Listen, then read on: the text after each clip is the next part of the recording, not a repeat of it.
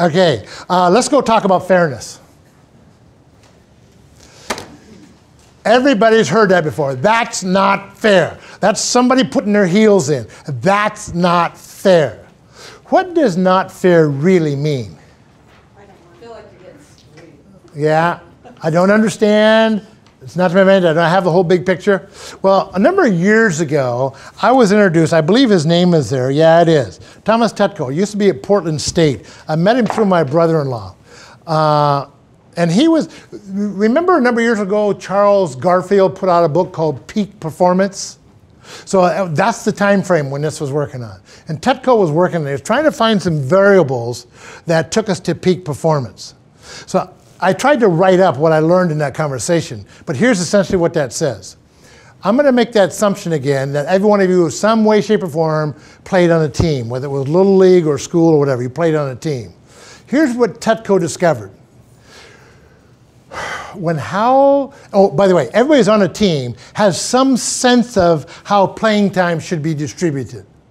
Do you come to practice? Do you have good skills? Do you have a good attitude? Are you a team player? Are you a prima donna? Everybody has some sense of how playing time should be distributed.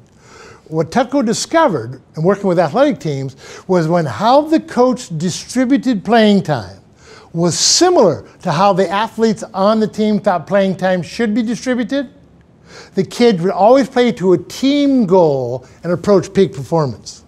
Isn't that interesting? They would actually play above their talent level. Now, the other side of the coin is the one that was interesting. When how the coach distributed playing time varied from how the athletes on the team thought playing time should be distributed. Kids would not play to an individual or to a team goal. They played to individual statistics and never approached peak performance. Isn't that fascinating? The bottom of this middle paragraph.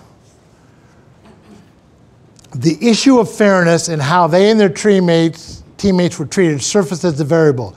Tetko linked the perception of fair treatment with the ability to use talents and skills.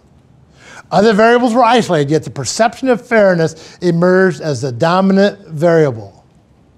Clear expectation and the perception of fairness lead to peak performance. Clear expectations that are not perceived to be fair will not lead to peak performance. Okay, here's your discussion question as a table. How do you and I, supervisor, boss, team member, put it whatever noun you want in there, how do I demonstrate fairness? How does the leader, manager, supervisor demonstrate fairness? Go. Anybody who has children should be able to figure the answer to this out.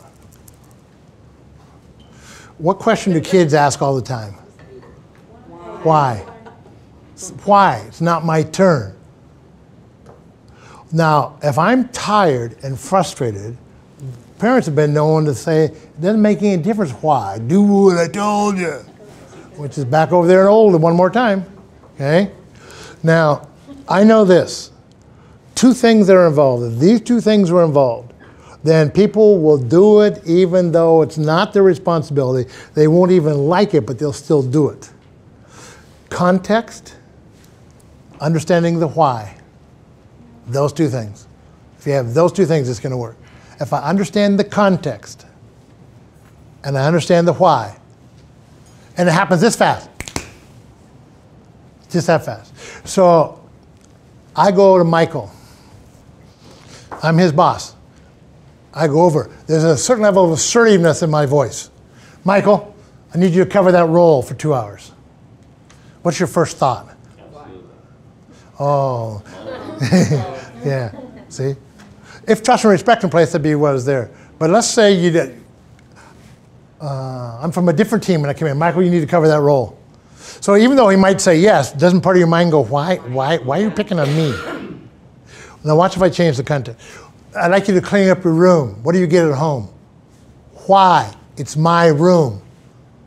See? So what you do is provide a context. Michael, so-and-so did, Kim just got a call from school, her son fell off the swing, she ran to the hospital. Could you cover that role for 2 hours? See, it's not an epistle. It's a context. Even though I'm swamped and I'll now have to give up my lunch to get this done, If somebody's child fell off the swing, I'm covering it. So context and understanding the why. I'd like you to clean up the room. Why? I didn't mess it up. Give them a context. We're going to have some company here, and they form illusions of who we are by how they see the appearance. I have no idea who's responsible for this. Would you be willing to help me clean this up so it looks presentable when they come in? Context and why. And you deal with context and why. However, when you're in a dead sprint and you're tired, how much do you feel like giving somebody a context and a why? So, when I talk about trust and respect, here's where I go. My arm gets involved. Repeated patterns of expected behavior. Repeated patterns of expected behavior. Repeated, so now I got a pattern. So now you know me. And I always do it the appropriate way. But one day, I come in and I do it different. You'll notice that. But if the pattern is in place, do I get a benefit of a doubt? Yeah. Because you've experienced me as real and genuine. Something must be going on because this is not the Tom that I know. Got it. I'll talk with him later.